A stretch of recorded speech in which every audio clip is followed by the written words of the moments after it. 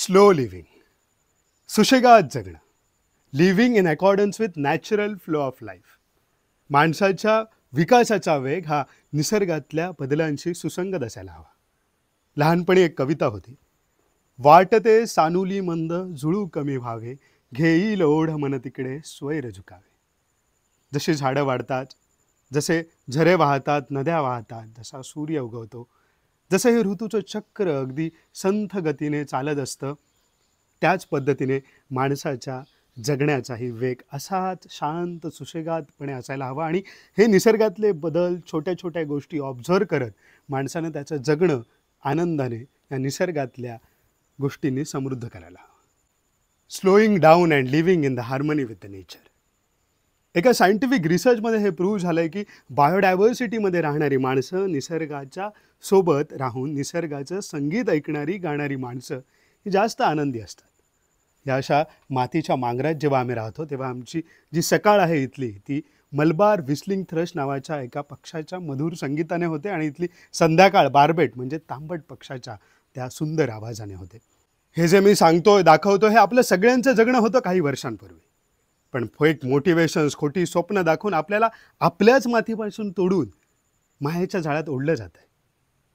मग आपली गावं ओस पडली की स्वस्तात जमिनी विकत घेऊन टुरिझम, टाउनशिपचे प्रोजेक्ट्स उभे करून आपल्याला आपलंच जगणं नेचर लाईफच्या नावाखाली विकलं जातं. हा एक ट्रॅप आहे. आता तर आपण फक्त स्क्रोलिंग डाऊन, सोशल मीडिया याच्यामध्ये इतके अडकलो की आपल्याला माणसाशी बोलायला, संवाद साधायला वेळ नाही, एखादी अचिव्हमेंट सेलिब्रेट करायलाही वेळ नाही, स्वतःशी संवाद साधायला वेळ नाही. आणि ह्याच दुष्ट चक्रात अख्खं मानव जीवन अडकत चाललं. इतक्या फास्ट वेगाने विकास करून आपल्याला जायचंय तरी कुठे?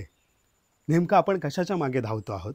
माणसाच्या विकासाचा वेग झाडांच्या विकासा इतकाच असायला हवा. याहून प्रचंड गतीने आज माणूस विकास करतो आहे, ज्याच्यामुळे हळूहळू रिसोर्सेसही कमी होईल. कारण आपण जे जे काही वापरतो हे सगळे निसर्गातूनच येतं, या पंचमहाभूतातूनच येतं आहे.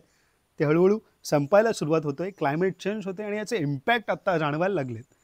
त्यामुळे slow down, stop chasing and simplify your life, असं हे गावचं सुशेगात जगणं तुमच्यासमोर मांडण्यासाठी, दाखवण्यासाठी आम्ही स्लो लिव्हिंग नावाची एक सिरीज चालू करतो. यातून इथे छोट्या छोट्या गोष्टींमधला हॅपीनेस आणि त्यासोबतच इथल्या निसर्गासोबत आपण काम करून कसं स्वतःला सॅटिस्फाईड ठेवू शकतो आणि स्वतः एक मिनिमॅलिस्टिक, एक स्लो, सिम्पल आणि सस्टेनेबल लाईफस्टाईल कशी जगू शकतो हे तुम्ही या व्हिडिओजमधून नक्की बघा.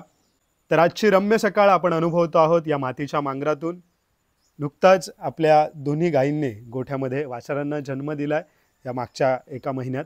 आणि आत्ता आपलं कुटुंबही मोठं झालं आहे. सध्या भात कापणीचा सीझन चालू झाला आहे आणि सगळेजण सकाळी उठून एक न्याहारी करून आपण शेतावर जातो. अन्न येतं आहे तर घरात समृद्धी येते त्याच्यासाठी. आणि हळूहळू आत्ता दिवाळी म्हणजे हेच सगळं हार्वेस्टिंग सीझन कोकणातला सेलिब्रेट करण्याचा सोहळा असतो. तो आपण या सगळी प्रोसिजरमधून हळूहळू बघणार आहोत. चला. मांगराच्या गोठ्यातले हे दोन नवीन पाहुणे. गावठी गाईच्या ह्या निरागस वासरांना बघूनच मन प्रसन्न होतं.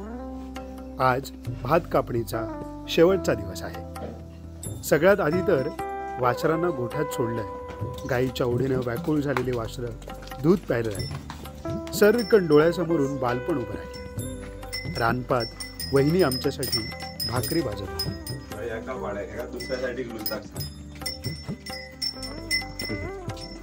बाबू सांगे दुसऱ्या साईडचे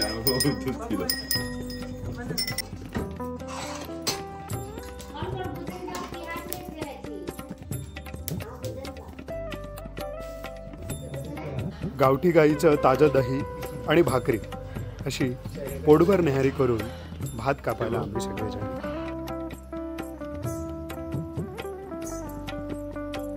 लहानग्या सूरजने नव्याने कापलेल्या भाताची पूजा करायला जास्वंदीचे फुलं काढली. ती घेऊन आम्ही शेतावर निघालो.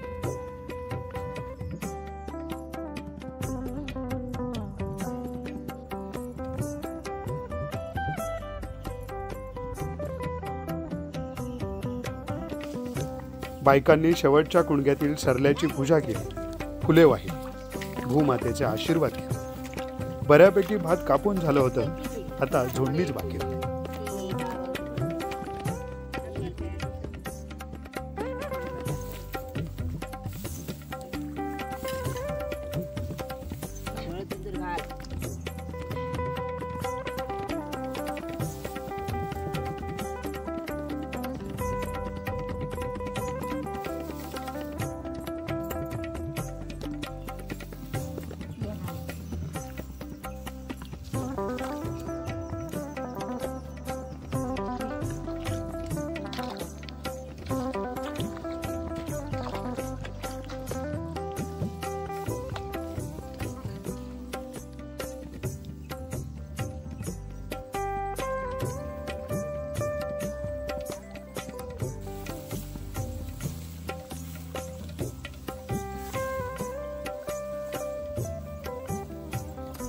शेतावरच्या सारवलेल्या खळ्यात भाताची पेंडका आणून बाजूने रचून ठेवली. मध्यभागी लाकडी बाकडा ठेवलेला. महिलांचं काम एक एक पेंडी बांधून देणं आणि पुरुषांनी भात बाकड्यावर नेऊन झोडणं. दान माणूसच्या कम्युनिटी लिव्हिंगच्या प्रोग्रॅम्समधून मिळालेले ही सोन्यासारखी तरुण मंडळी आज जोरदार कामाला लागली. गवतातला सगळा दाणा खाली पडेपर्यंत भात नीट झोडायचं आणि उरलेलं गवत दुसऱ्या गुंड्यात पद्धतशीर रचून ठेवायचं. ते गवत मग पुढे पुडी करून वर्षभर गुरांना किंवा आंब्याच्या आडीसाठी असं अनेक उपयोगासाठी वापरतात. सगळ्यांनी मिळून हसत खेळत गजाली म्हणत तासाभरात गवत झोडून संपवतात. आजकाल तरुण क्रिकेटच्या मॅचेस आणि पार्ट्यांपलीकडे एकत्र येताना दिसत नाही. पण अशा कम्युनिटी फार्मिंगमधून आपण समाज म्हणून एकत्र यायला शिकतो. एकमेकांची मदत करतो, एकमेकांना समजून घेतो, स्वार्थ बाजूला ठेवून सुखदुःखात सामील होतो. आणि इथे आपल्याला समाजाकडून खूप काही शिकायचं. वाघेरी वाडीतील सगळीच माणसं खूप प्रेमळ, मनमिळाऊ आणि समाधानात आनंद मानून जगणारी. संकटात पटकन धावून येणारी अशी माणसं आयुष्यात असणं हीच मोठी संपत्ती. जोडणी झाल्यावर पोटात प्रचंड भूक लागली होती आणि तेवढ्यातच वहिनी सगळ्यांसाठी जेवण घेऊन. जंगलाच्या मधोमध असलेल्या वाघेरी वाडीच्या शेतातल्या खळ्यात केळीच्या पानावर जेवणाची मजा निराळीच आहे. शेवटच्या दिवशी गावठी कोंबाचं जेवण. निसर्गातल्या ह्या मेजवानीची सर कुठल्याच हॉटेलमधल्या जेवणाला येणार नाही.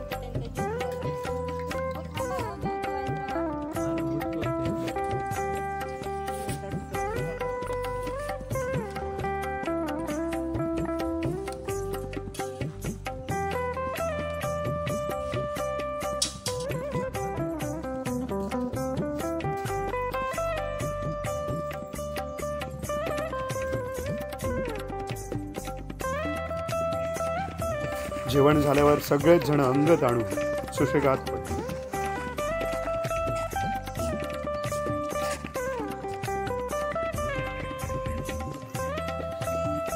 सरा म्हणजे भात कापणीचा शेवट. समाज टिकवण्यासाठी, गावराहाटी जपण्यासाठी आपण अशी कम्युनिटी फार्मिंग जिवंत ठेवली. भात कापणीनंतर वांगणी शेतीला सुरुवात. परडा पोरसू करू.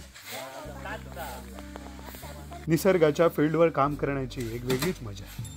ही एक स्लो लिव्हिंग. त्याच्या वेगानुसार आम्हाला चालायचं. त्याच्यातले बदल जाणून घेत आम्हाला शिकायचं. अनुभवातून मोठं व्हायचं. हा गाव तुम्हाला खूप पैसा देऊ शकत नाही, पण पोटभर अगदी आरोग्यदायी हेल्दी खाणं आणि सुशेगात जगणं नक्कीच देऊ शकतो. ऋतूंचे 6 सोहळे एन्जॉय करता येतील. इथली सिम्प्लिसिटीमधली लक्झरी उपभोगता येईल. इतकं छान सुंदर जीवन मात्र गाव आपल्याला